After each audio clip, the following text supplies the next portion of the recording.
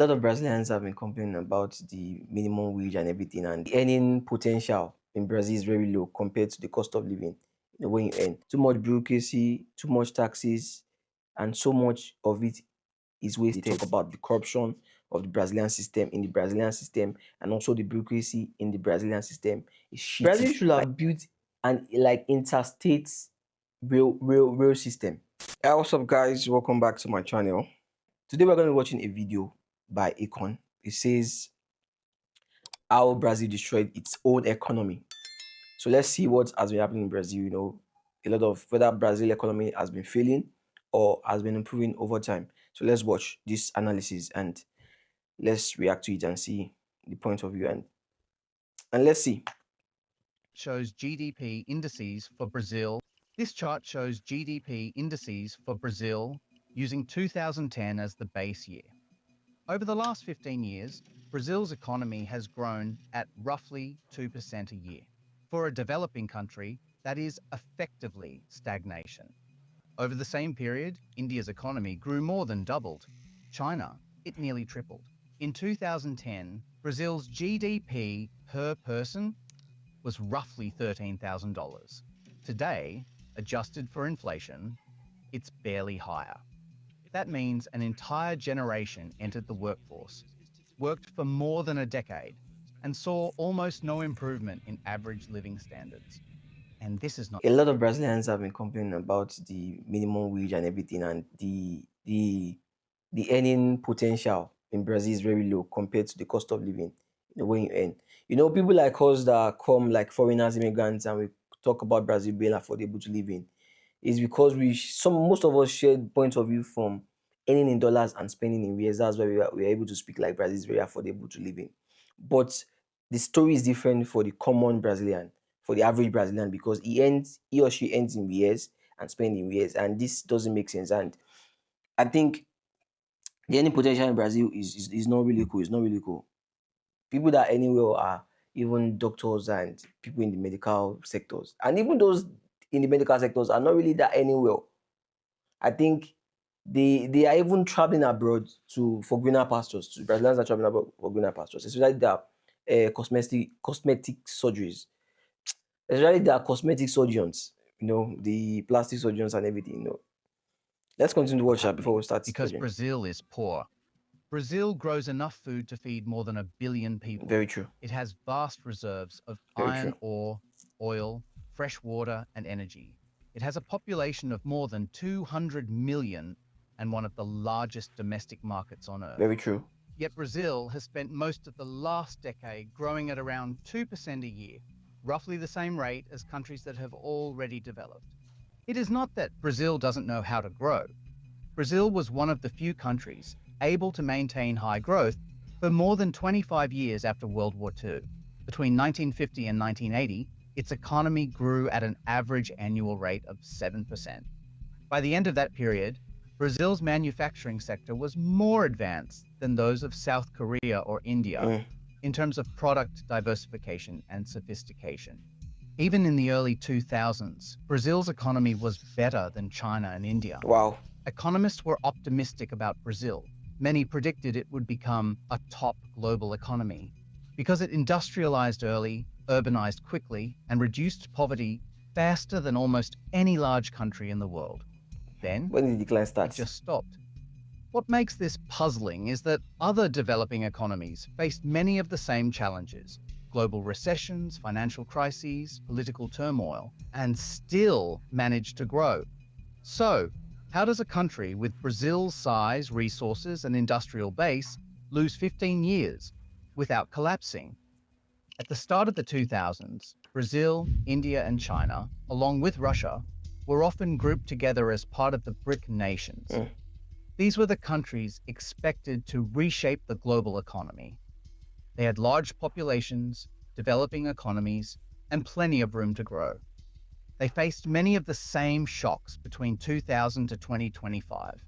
They all hit by the global financial crisis, lived through commodity cycles, capital flows, and political uncertainty. But their trajectories quietly diverged. Between 2000 and 2025, Brazil's average annual real GDP growth was approximately 2.3%. Over the same period, China averaged 8% and India 6.4%. This gap illustrates the severity of Brazil's stagnation. China and India built their expansion around heavy investment, manufacturing exports, high savings rates, and rapid urbanization. Brazil did the opposite. Brazil growth leaned heavily on consumption, credit expansion, and commodities export. When global demand for commodities was strong in the 2000s, revenues rose, and consumption rose with them. This worked for a while, but consumption-led growth depends on something deeper to sustain it: productivity. And productivity depends on investment, competition, and scale. China invested more than 40% of its GDP for years. India consistently invested above 30%. Brazil struggled to stay above 17%. Lower investment means fewer machines, weaker infrastructure, and slower adoption of new technology. The way China grew over the past years, like over the past years now, is alarming. China is like he grew, he used his population to his own advantage, and those guys are self-sufficient. China is growing like crazy. It means firms stay small, productivity declines, and over time, wages stop rising. If we look at I think Brazil is just like, is it the fifth or the fourth or fifth most populous country between Brazil and Nigeria? I don't even talk about Nigeria today because we're not talking about Nigeria. It's not compared to Brazil. It's even worse than the situation of Brazil. It's worse than the situation of Brazil. productivity, how efficiently an economy uses its labor and capital, the gap becomes clearer. China, India, and countries like Indonesia recorded massive productivity gains over 25 years, but Brazil barely moved. This is why Brazil didn't collapse, but also didn't catch up. Between 2014 and 2016, Brazil entered its deepest recession in modern history. The collapse in commodity prices affected all of South America. Consumption-led stimulus had reached its limits, and a crisis of confidence, triggered by the Lava Jato or car wash corruption scandal, froze the investment. GDP Corruption is everywhere. contracted by more than I swear. 3% in consecutive It's everywhere, years. but This recession didn't just reduce demand, it permanently damaged the economy's supply side. Thousands of firms closed and never reopened. Investment plummeted, long-term unemployment rose, and skills across the workforce began to erode. Even when growth returned between 2017 and 2019, it was weak. And when the pandemic hit, the economy had no buffer. The reason Brazil failed to recover like other developing economies lies in something Brazilians call custo Brasil, the Brazil cost. In Brazil, producing things is expensive in ways that are hard to see but impossible to avoid. A dense web of structural, bureaucratic, and regulatory factors raises the cost of doing business well above that of many peer economies. On the Ease of Doing Business Index, Brazil ranks around 124th, wow. far below than India, In China, and 2020. Indonesia. Brazil has one of the most complex and inefficient tax systems in the world. The The same bureaucracy. product can be taxed at the federal, state, and municipal level, Wow. often multiple times as it moves through the supply chain. The so-called Simple scheme allows companies with annual sales of up to about $900,000 to pay as little as 4% tax on revenue. Another regime allows firms with revenues up to roughly $14 million to pay taxes based on projected profits rather than actual ones.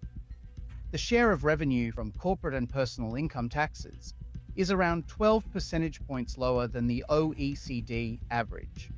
Instead, most tax revenue comes from consumption taxes, which disproportionately affect lower income households. Total tax revenue reaches roughly 36 to 42% of GDP. But the real burden isn't just the rate, it's the complexity. Companies in Brazil spend more hours per year on tax compliance than in almost any other country. Wow. I The never knew this. complexity requires large dedicated teams or expensive third-party auditors just to avoid fines. This video is just going to educate me more about the Brazilian system, inside the system. I know there's a lot of bureaucracy in this Brazilian system. I know that the tax can be high, and even the importation tax is crazy. Things are expensive, gadgets are expensive, electronics are expensive, cars are expensive to purchase here, even. And what else? The Brazilian people are complaining about the economy, and they talk about the corruption of the Brazilian system in the Brazilian system, and also the bureaucracy in the Brazilian system is shitty. Like everything is, there's a lot of bureaucracy here. I think this video is like, I need to watch this video with a Brazilian that is in the system, that is working in the system, because I am not in the system. Most times, guys, I don't talk about jobs and everything because I'm not really in the system. I don't talk about racism that much because I'm not really in the system. So I need people like Brazilians that are in the system, that have this experience, day to day life in the system, politically, commercially, to talk about their experience, the bureaucracy, the racism, the whites, the blacks, and all those things, and how it's affecting them. And even people that have businesses in Brazil, aside the ones that um employees, we need to know. I need to find and even interview some people that are even employers of laborers in this Brazil. As time goes on, guys, I'll do it. diverting resources from It's just R&D and a learning expansion. point for me. Brazil moves around 68% of its freight by road, despite its continental size, Brazil is big a by structure that would road. normally favor railways or coastal shipping. Port But seriously, Brazil should have built an like interstate rail system for trains to be able to travel interstate, because it should have been better. It should have made more sense, just like in China, because the train system, the metro system in each state in Sao Paulo is very good. I don't know much about Rio and Salvador because I did not take the train there, But in Sao Paulo is very good. But we need like an interstate train at least for traveling, and also for people traveling, and also to move these things now, freight. But this is very huge, it's very big. So I think it will still be better. It will be better than the freight, the shippings and all those things. The deliveries should be done only by road. Only by road. There are a lot of things that I don't know. I don't know. costs and clearance times remain higher Yeah, you than the see, OECD average, reducing the efficiency of integration into global value chains. interstate train These is needed, logistical bottlenecks raise freight costs and make Brazilian not only by agricultural bus and industrial or products trucks. less competitive in international markets. So firms stay small, outsourced, and avoid long term commitments. Together, they shape an economy that struggles to scale. It raises the minimum size a business must reach just to survive. It punishes productivity gains, and it discourages investment that only pays off in the long run. For most countries that became rich, growth followed a familiar path. They moved people from farms to factories. Factories raised productivity. Productivity raised wages. And higher wages eventually supported a shift into services. Brazil followed this path, but only part of the way. In the mid 20th century, Brazil built one of the most diversified industrial bases in the developing world. By the 1970s, it was producing cars, machinery, Wow. chemicals, and consumer goods at When scale. did Brazil start falling and Manufacturing start employment failing? expanded rapidly, and productivity rose alongside it. But long before Brazil reached high income status, manufacturing began to shrink. By the 2010, manufacturing accounted for barely 14 to 15% of value What added, happened in 2010? down from more than a Who quarter. was the president in 2010? What was the president? Who was the president of Brazil in 2010? Let me even check.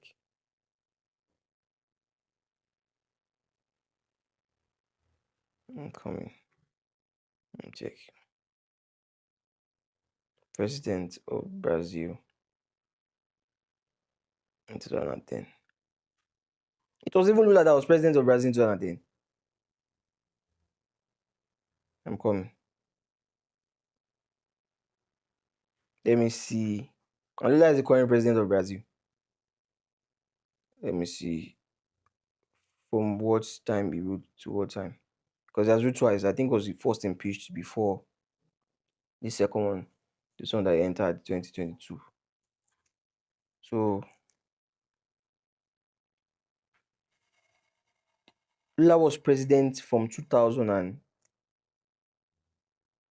was president from 2003, January 1st, 2003 to January 1st, 2011. That's 8 years. First, before he now became president again in January 1st, 2023.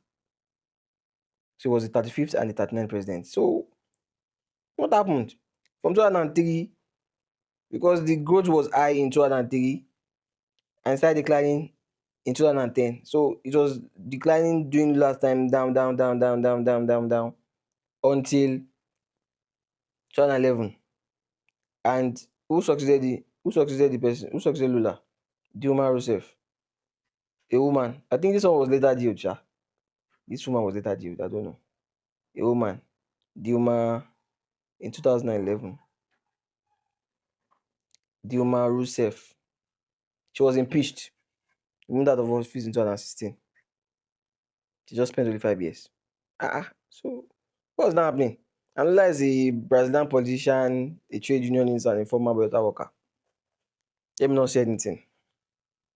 Let's continue At its watching. peak, Brazil didn't transition into high-value services. It deindustrialized into low-productivity services, retail, informal work, and personal services.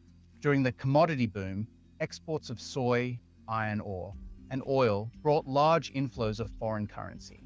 The Brazilian real appreciated sharply, moving from around 3.50 to 1.67 Brazilian real per US dollar.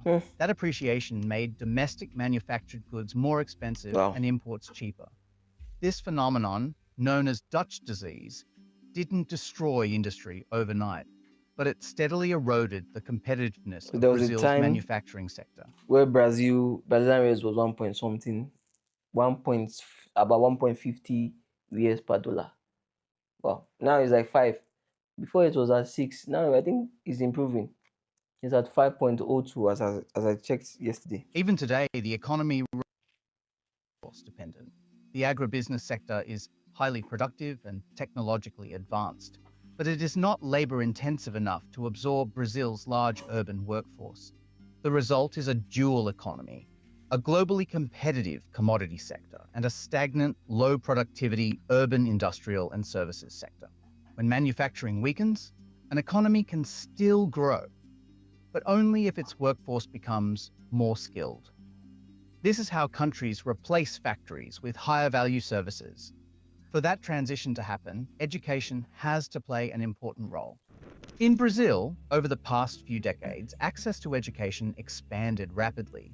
School enrollment rose.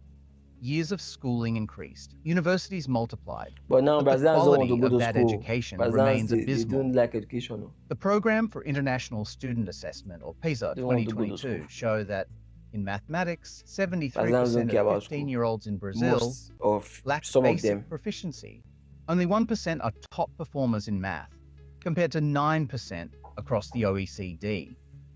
Reading and science outcomes are better, but still well below advanced and emerging peers.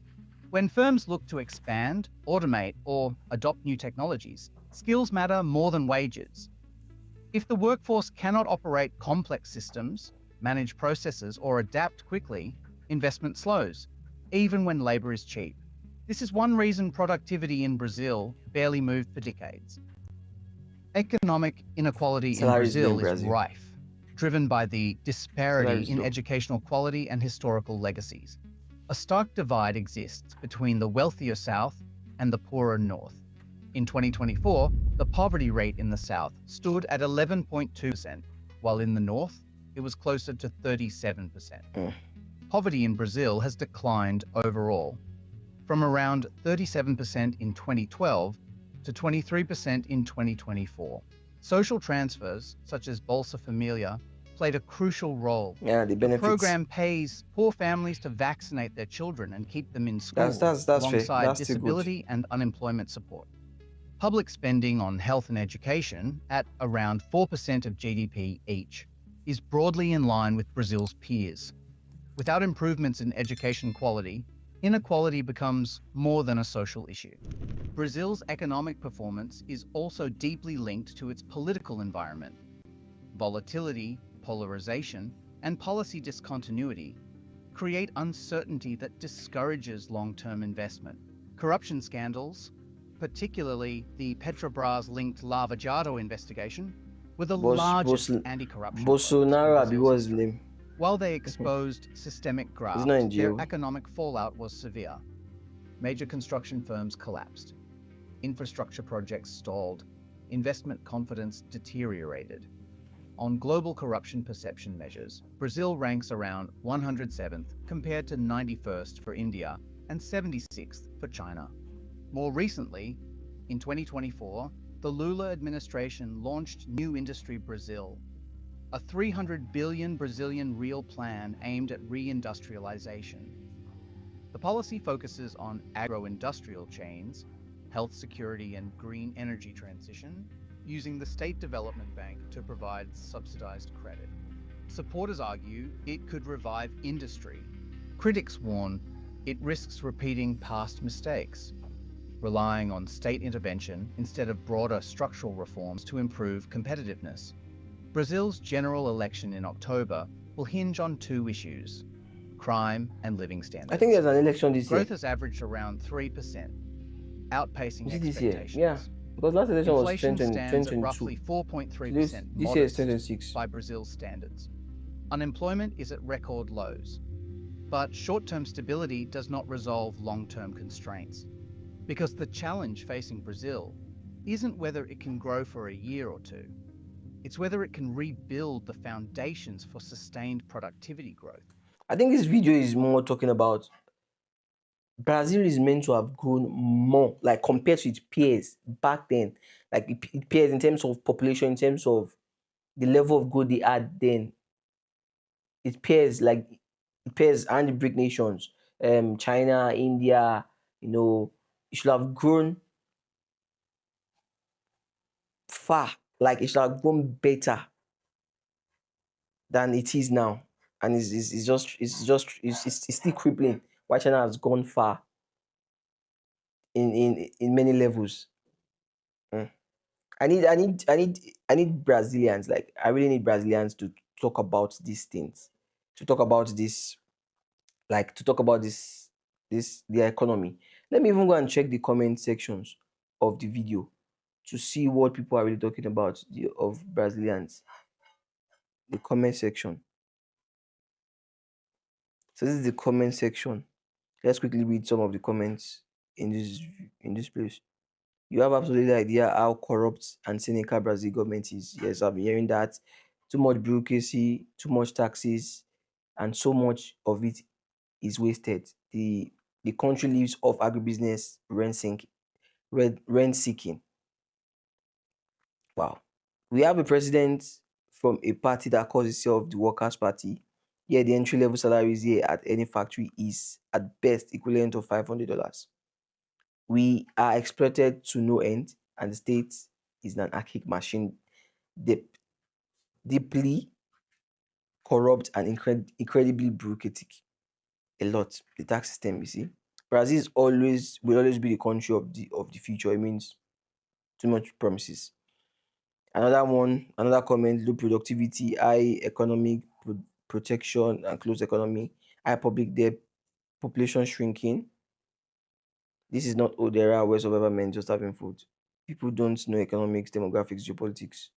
People here, people here don't know economics, demographics, geopolitics. People here still think that money is just banknotes and that people are having too many kids.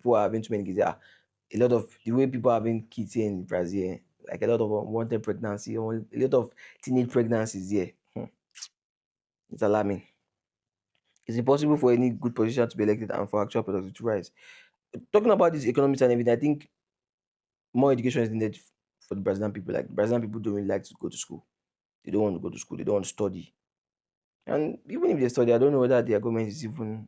But at least they need to try to study too, because at least there's education is still free. Education is still free. Unlike in Nigeria, that education is not even free. You study in Nigeria and there's still no job. Nigeria is worse.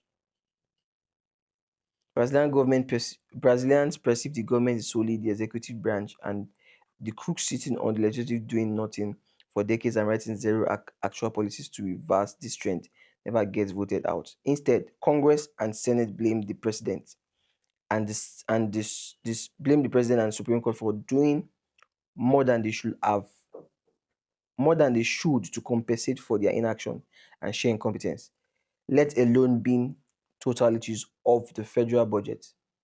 How can Brazilians reverse its, read more? It's deindustrialization if Brazilians keep electing big landowners who don't give a rat's ass about national industries. Great video, great research, and great research. Really balanced and well informed essay. Thanks for putting out this video. Yeah, yeah. As a Brazilian, I can say without a doubt, Brazilian is what Europe. Tr- As a Brazilian, I can say without a doubt, Brazil is what Europe is trying to be: stagnant, centralized, multicultural, blah blah blah. Brazil is like Argentina, Venezuela, and others that have everything to win and grow, but always wasting their potentials. Wow. So Brazil's fucked up too. Brazil's failing. Mhm. I can perceive that, and I can see and hear, and I can hear the cry and the pain of the Brazilian people when I talk to some of them. I think I need to talk more with Brazilians, interview some, and get their point of view about the economy and all those things like this, and maybe some political views. Let's see as time goes on in my video. So guys, I'll see you in my next video. Peace out, Valeu.